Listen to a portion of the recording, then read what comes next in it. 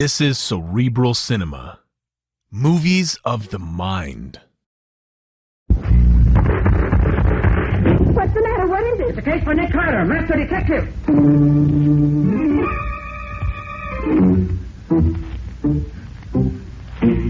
Yes, it's the case of the make-believe robbery. Another case for that most famous of all manhunters. The detective whose ability at solving crime is unequaled in the history of detective fiction. Nick Carter, master detective.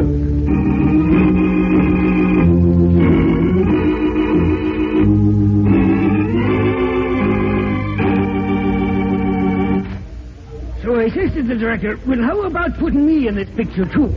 Why should I pay you $10, says he? You ain't no cop. Oh, ain't I says to him. I'm Waldo McGlynn, that's who I am. I don't wear no uniform, but I'm the best doggone detective in this town. Well, when he hears that, he says, okay, give the other cops a hand holding back the crowd there. Well, why don't you give it... Quiet, everybody, quiet. Let me have your attention, please. We're ready to start shooting. Each one of you policemen knows the job you're to do. Okay, now here's the layout. The bandit car drives up. The two crooks get out of the car, walk into Randgold's jewelry store, and go straight through the store to the offices in the back. The camera will follow them as they go. We're not taking any sound now. That'll be dubbed in later. Then, as the crooks come out of the store again, they'll get in the car and drive up the street. The sound truck and camera will follow them for some other shots later. Is that clear? You know what he means? Yeah, I know. All right, stand by. Everybody in the scene, act natural, please, and don't look at the camera. Here comes the bandit car. On your toes now.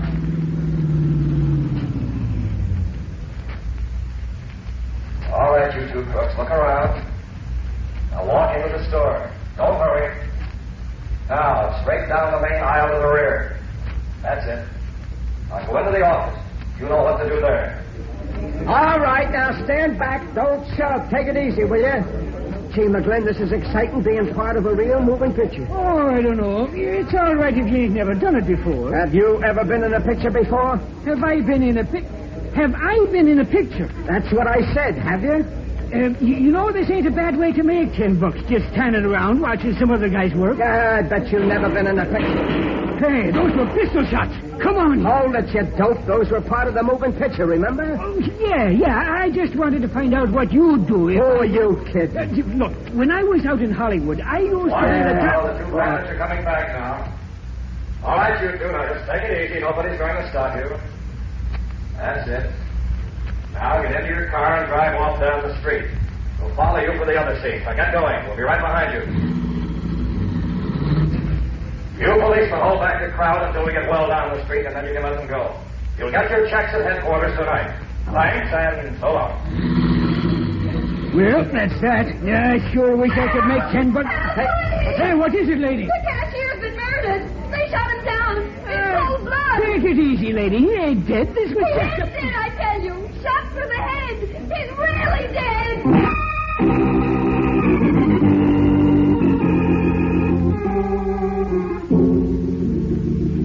Mr. Carter, you gotta do something. I'm ruined. That's why I'm here, Mr. Randgold. Mary, I'm amazed that at least one of your cops wasn't bright enough to have seen through this phony moving picture business. Oh, don't rub it in, Nick, please. Was headquarters ever approached at all? Never. The individual cops were the only ones they contacted. $1 million worth of beautiful stones they took right out of the main safe and killed my cashier. Well, don't you carry insurance on your jewels, Mr. Randgold? Sure, I carry insurance, but I lose all my stock stones. Oh. Well, did you know about this moving picture business in advance? Oh, sure I did. About 11 o'clock this morning, a guy who said he was Fred Harlan, a director for Colossal Pictures, come in and asked me could they use my store for making a movie. Said they wanted a one-story building like mine, not too big, but important. I said, would the sign over the store show in the picture? And he said yes, so I told him okay. Did this man who said he was Harlan have any credentials? Oh, sure. Sure, his papers was good. Colossal Pictures, it said. Who was here with you at the time? There was me, my nephew, Lester Green, and my cashier. What did this Harlan look like? Well, a little bigger than me. Blonde hair, good looking, about 45 maybe. He was wearing sunglasses, the Hollywood kind. Mm-hmm. You keep the safe open or closed during the day? Always. It's closed. So much jewels it contains. When we want something, we unlock it. Take out what we want and then quick close it and lock it again.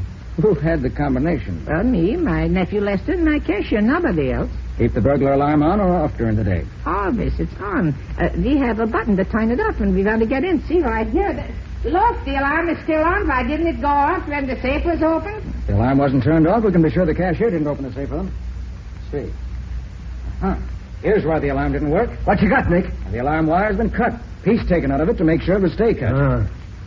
Hey, Nick, since the safe wasn't forced open and the cashier didn't open it, that means the crooks had the combination. Mr. Reingold, you say only the three of you knew the combination? Yeah, that's all right. And one of you three helped in this robbery. And the cashier's dead, which lets him out, I should say. Well, then you think me or Lester, we should rob ourselves? It's been done before. Oh, come in.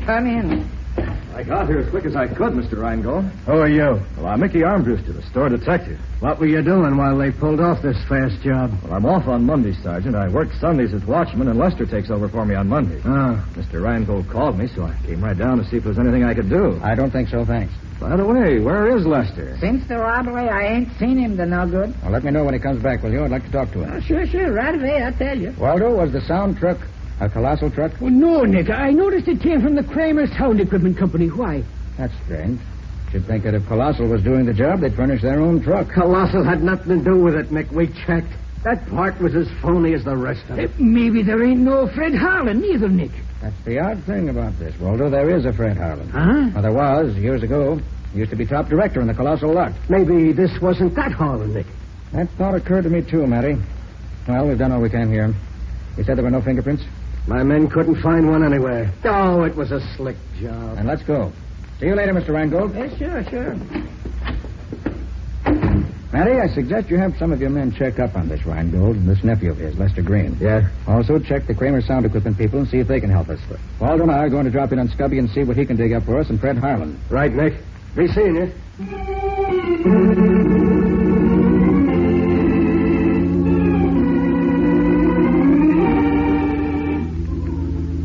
Now, Mr. Kramer ain't here now. When'll he be back? I don't know. Look, have you seen a fellow with blonde, wavy hair around here in the last couple of days? Blonde wavy hair? Yeah. Wish my hair was wavy. I tried my sister's hair crown stuff, but it didn't do no good. Did you see that guy around? Maybe I should have wore a hairnet like she does. Look, dimwit, can you answer me a plain, simple question? Sure, well, go ahead. Ask me a question. Ask me a question. Look, has a guy with blonde, wavy hair been around here lately? The fellow directed the movie this noon had wavy hair. That's the one I mean. Have you seen him? Yeah, he was directing the crooks. And they shot off guns, and a woman came rushing out and yelled, "Murder!" But she didn't fool me. I'm too smart. Yeah, I'll say She said somebody'd been killed, but I knew better. A man was killed. That's why I'm... Well, you, huh? Well, maybe you've never been to the movies. They shoot a guy, and blood runs all down his face, and he falls down. That's only ketchup. I read about it in a book. Why, you dumb, half-witted dope. You ought to be... What are you doing here, Lonnie? Oh, I was just hanging around. Well, why don't you go home? I told you not to hang around the office. I won't. Hey, you Ted Kramer? Yes, sir, I am. What can I do for you? I'm Matheson, homicide. Oh. You seen a man with blonde, wavy hair around here recently? Well, you must mean Fred Harlan, the movie director. Yeah, that's the one. Yeah, sure. He was in here yesterday. Hired my sound truck. He tell you anything about himself? Well, he said he was an old-time director. Showed me his credentials. Said he was doing a job for Colossal, but they weren't furnishing the truck because the job was too small. He had to furnish the cameraman, too. Know who he was? Yeah, he's a friend of mine. I recommended him, and Harlan hired him. Darn good man, too. Does a lot of picture work. What does this Harlan look like? Oh, about 5'10", good-looking. Man of about 45, I'd say. Wore big Hollywood sunglasses.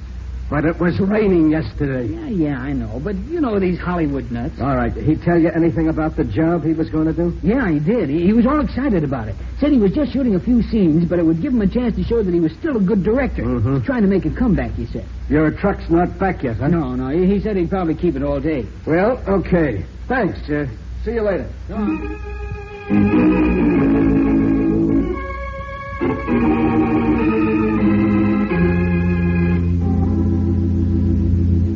Well, here you are, Nick. This is everything I can find in the files about Fred Harlan. Thanks, Cubby. Hey, look at the bunch of stuff he's got there. That Harlan must have been quite a guy. Well, he sure was. Here, Waldo, you take these clippings. Okay. Scubby, you take these. Yep. I'll go through these others. Okay. Oh, here's a picture of the guy, Nick. Oh, let me see. That's the guy, Nick. That's the lad who directed the movie this morning. Sure as you're a foot high. Yes? The date of this? Taken 15 years ago. No change in his looks in 15 years? I wish I could do that. Nobody can do that, Scubby. That's what interests me. And he had his horoscope told, too. Oh, anything for publicity, Walter. Yeah, I see. And here's an article about him and his fingerprints, too. He didn't miss a trick. Let me have that, Waldo. Yeah, sure. Oh, here are the last ones, Nick. Reports of his accident and the follow-up stories. Accident, huh? Serious? Almost fatal. Doctor said he suddenly cracked up while he was driving. Went over an embankment and was badly broken up. Let me see those, will you? Oh, sure. Here you are. Thanks. Ribs broken, arm broken 2 places, leg cracked, bad cuts on head, long jagged cut under right ear. Cut under right ear. Yes, I seem to remember seeing a scar like that very recently. You mean Harlan still has it, Nick? I've never seen Harlan, Scubby. But I've seen that scar somewhere today. Where, Nick? I'm not sure. Spent months in the California Medical Hospital under the care of Dr. Edward Wilson. That all, Scubby? Yeah, that's all. He dropped out of sight after that. All right, thanks. That helps a lot. Now I'll call the office and see what's happened there. Then we'll look up Harlan himself if we can find his address. And if there is such a person...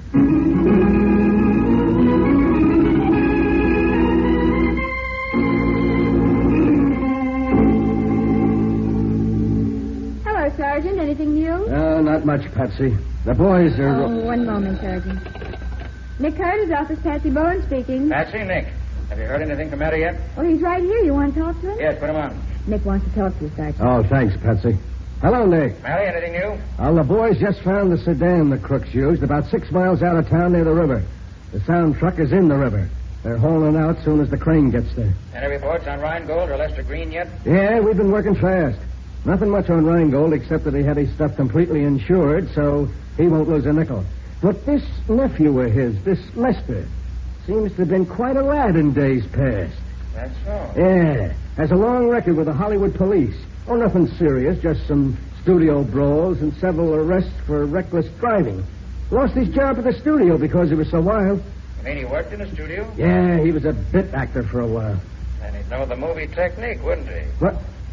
My golly, Nick, he sure would. Has he turned up yet? No, he hasn't. But we got the boys watching for him. Good. Going out to have a look at the truck when they get it out of the river? I'm on my way there now, yeah. Well, take Patsy with you, will you? Why, sure. What do you want her to do? Put her on. I'll tell her. Okay. Here, Patsy, Nick wants you. Thanks. Yes, Nick? Patsy, listen. I want you to go with Matty. Get the license number of the crook's car so we can trace it. Uh-huh. Get copies of any fingerprints Matty finds and any other dope you can get. Bring them back to the office. All right, Nick. Call Dr. Wilson at... Carter here.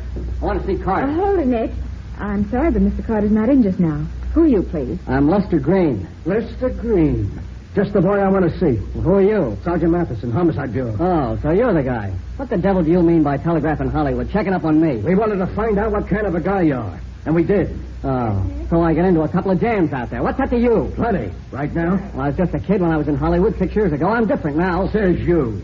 You got into jams out there. Now you're in a jam here. Who says I'm in a jam? I do. You want a poke in the nose? Just one little poke, mister, and you'll find yourself behind bars. Okay, Nick, I'll take care of everything.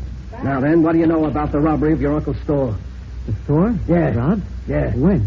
Oh, I suppose you don't know nothing about it. Well, no, I don't. Huh? Well, then you won't mind answering a few questions for me, will you? Gosh, no. Well, that's better. Now, I gotta go out to have a look at that truck, so suppose you come along with me. On the way, you can tell me everything you've done since you got up this morning.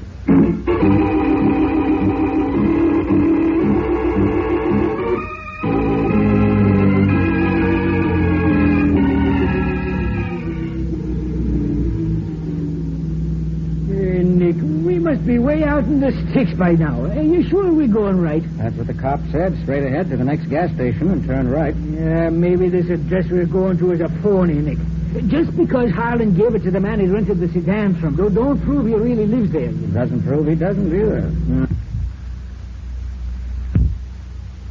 Oh, look, there's a gas station over ahead, Nick. One of them little one-pump places. Good. That must be it. I hope he's got something to eat there. I'm starved. How many you want, please? Fill it up. Should take about 5 gallons. Okay. By the way, do you happen to know if a man by the name of Fred Harlan lives around here? Harlan, sure thing. Lives about half a mile up this road. Seen him lots of times. Good-looking feller. Blonde, wavy hair, about my height, wears big sunglasses. Yup, that's the feller. Does he always wear those sunglasses? Oh, sure, all the time. Oh, once he took them off to wipe them, I seen he had a bad cast in his left eye. Guess he don't want nobody to see his bum eye. Anybody live up there with him? Or never see anybody. Always alone when he come in here. You want anything else? Well, you better look at the oil. Okay. Do you know anything about his business? Well, yeah, he was here a couple of days ago. Told me he was movie director. Said he was going to have a chance to make a picture and get his yacht back again. It's the same guy, all right, Nick. And it is Harlan. Maybe. Have you seen him in the last few hours? No. He went out of here this morning early. I ain't seen him since. Or his dog is still there, though. I hear him barking a while back. The mean creature, that dog. Harlan told me once I better keep away from his place if I didn't want to get that up. I see. Well, how much owe you? Well, 6 gallons gas is $1.20. Your oil's all right. Here you are. You got anything to eat here? I got some hot dogs and some candy bars. Hot dogs. Them's for me. Give me 2. You want mustard or coleslaw on them? Yeah, put them both on. I ain't fussy. And a pickle, too. Give me 2 hot dogs, no mustard or anything. Not even a roll, just the plain Franks. 2? Without no rolls, no nothing. Just plain? That's right. Well, it seems to me you've been crazy, but it's your business. I thought you never ate them things, Nick. I don't. I'm buying them for a friend. I hope he likes them.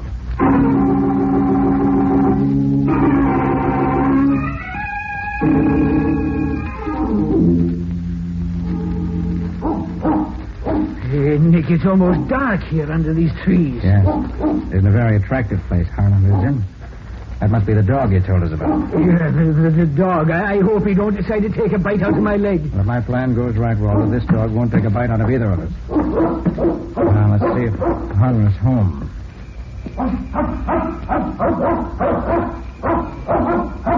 Seems to be no one here but the dog. Well, let's see if we can get this door open.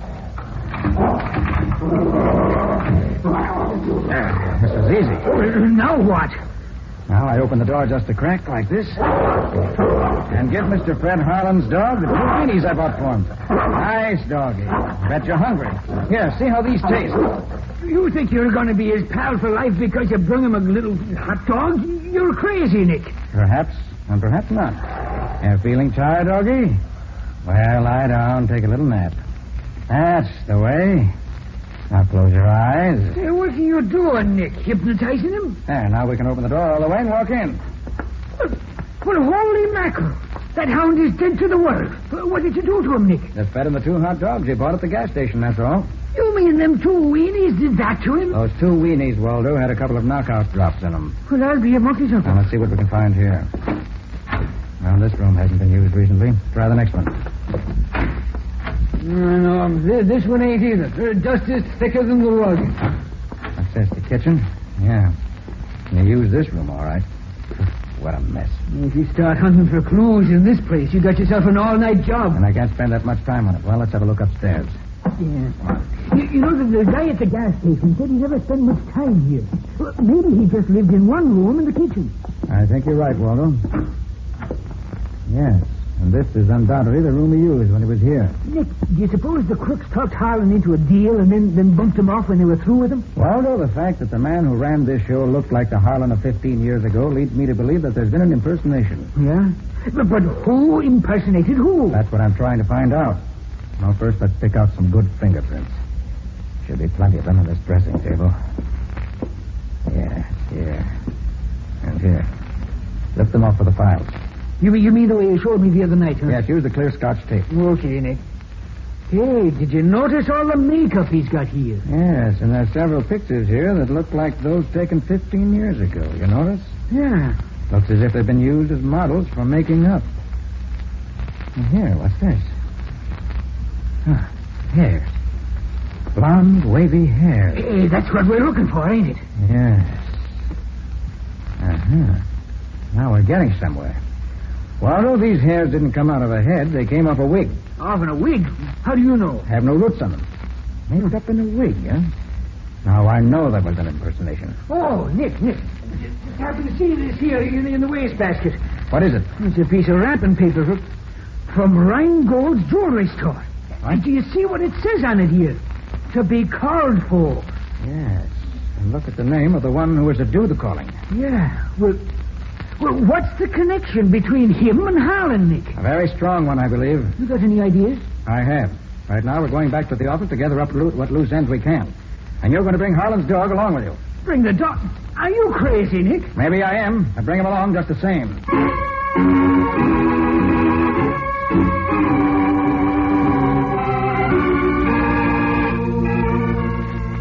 And when they hauled the truck up out of the river, they found this megaphone in it.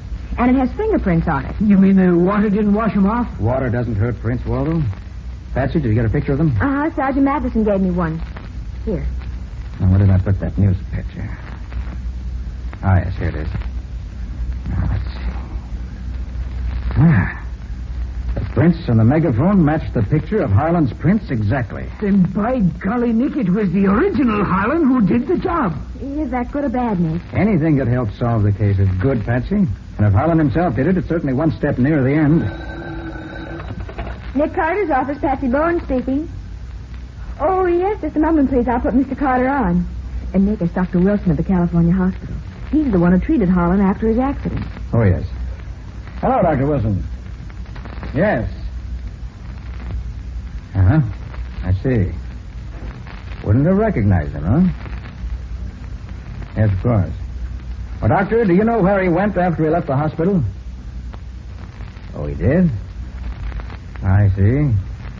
Well, thanks very much, Doctor, for taking the time to call me like this. I really appreciate it. Goodbye. Well, Nick? Just as we suspected. When Harlan left the hospital, it would have been difficult for even his old friends to have recognized him. He was badly cut about the head and had lost over 50 pounds. Dr. Wilson said he was in pretty bad shape.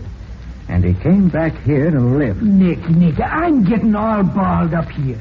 If Harlan actually is Harlan, he couldn't look the way he did 15 years ago before the accident, but if he does look the way he did then, it can't really be Harlan, which it is. Oh, boy, you are tangled up, aren't you? Patsy, call Matty and tell him to meet us at Rheingold's store. Waldo, how's the dog? You're still sleeping, Glory be. He's a mean son of a gun, that one. Okay, put him under your arm and let's go.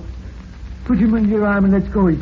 It's all I can do to lift a brute off the floor. No, don't gripe, Waldo. Just be glad it isn't a Great Dane. A great... Oh, nuts. Come on, you.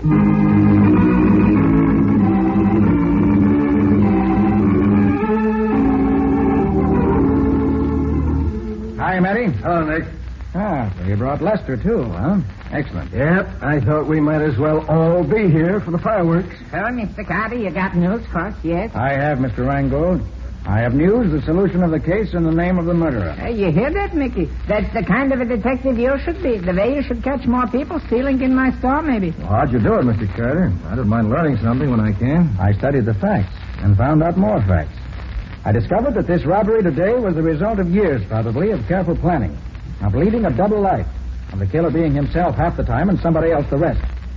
I learned that a man was so badly broken down through a nervous collapse in an automobile wreck that his own friends wouldn't have known him.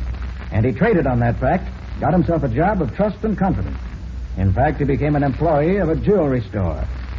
He was a store detective. Well, what do you know about Carter? Are you insinuating I'm insinuating nothing. I'm giving facts. You got yourself this job here, watched and schemed and planned, and when you were ready, pulled this phony movie setup and robbed the safe. Well, that's hard to believe, Nick. Have you got proof? Waldo, let the dog in. Okay, Nick. I'm glad I had to do it. Hey, what's all this, Nick? Why the dog act? That dog belongs to Harlan. He also belongs to Mickey, as you can see by the way he greets him. For a while, I thought somebody impersonating Harlan had done this robbery, but I finally realized that the man who impersonated Harlan was Harlan himself, now known as Mickey Armbruster. Well, man, mixed up. You got more proof than a dog, Mr. Carter? I have. When Matty takes Mickey's fingerprints, he'll find that they match these prints of Harlan's I found in a newspaper. And they'll match the prints found on the megaphone the phony movie director used. And you'll find Mickey knew the combination of the safe also.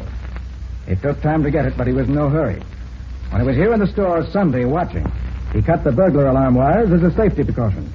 And he wore the dark glasses while he was playing Harlan to conceal the cast in his eye, which, as Mickey, is so plainly evident. Well, Mickey, am I right? Yes, Carter, you're right. Thought my plan was foolproof, that by impersonating myself as I looked 15 years ago, I'd throw you all off the track. My jewels, Mickey, you bum, they're my jewels. Why, you'll never see them. My pals will take care of me when the time comes. Who worked with you, Mickey? You don't really expect me to tell you that, do you?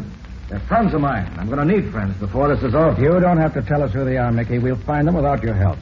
As a movie director, you should know better than to take moving pictures of your pals and then not destroy the film. That's the best evidence in the world. The camera was on the sound truck when we drove it into the river. It was, but it just happens that the camera was watertight and the film is still good. It's being developed right now. And when we get a look at it, we'll be able to pick up your pals and recover all of Rheingold's jewelry.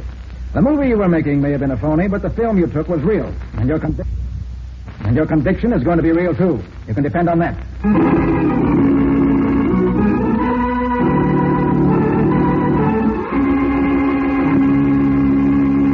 Well, Nick, before you give us a peek into your story for next week, I want to talk for a moment to the young men of America. You know, it is no longer true, if it ever was, that men join the Army only if they can't get jobs anywhere else, or if they're not fitted for some other job, or if they're too lazy to look for one. The new American Army of today is a compact, carefully chosen group of skilled technicians with brains and ability. Young men seeking to enter the Army today must be able to understand and profit by technical training that is second to none. The skills that the men in the new American Army acquire, no matter what branch of the service they may be in, equals and often exceeds that demanded by many of the best-paid civilian trades. You can do no better for yourself and your country than to join the new American Army and become an informed technician in at least one of the many specialized fields offered. Excellent advice, Ken. Well, Nick, what about your story next week? Well, next week, Ken, I'm going to tell you about an adventure I had recently when an explosion of unknown origin burned down a warehouse. An alarm clock missing from an ex-soldier's trailer proved that the fire was incendiary. And a bit of green paint on a crowbar led us directly to the firebug himself. Who wasn't a firebug at all, but a crook who wanted to get rid of some very incriminating evidence. What do you call this story, Nick? I call it The Case of the Missing Alarm Clock.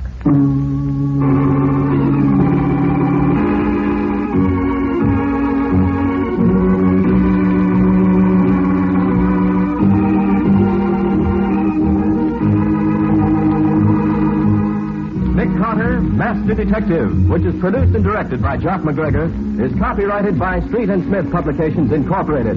Pictured stories of Nick Carter appear in every issue of the Shadow Comics.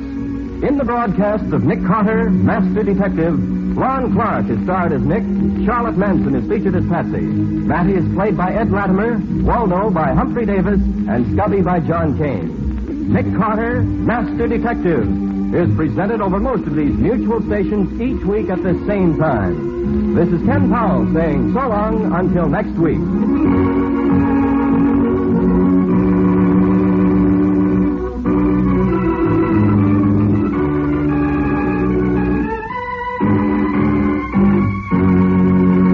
This program was heard in Canada through the facilities of the Canadian Broadcasting Corporation. This is the Mutual Broadcasting System. Cerebral Cinema hopes you have enjoyed this movie of the mind.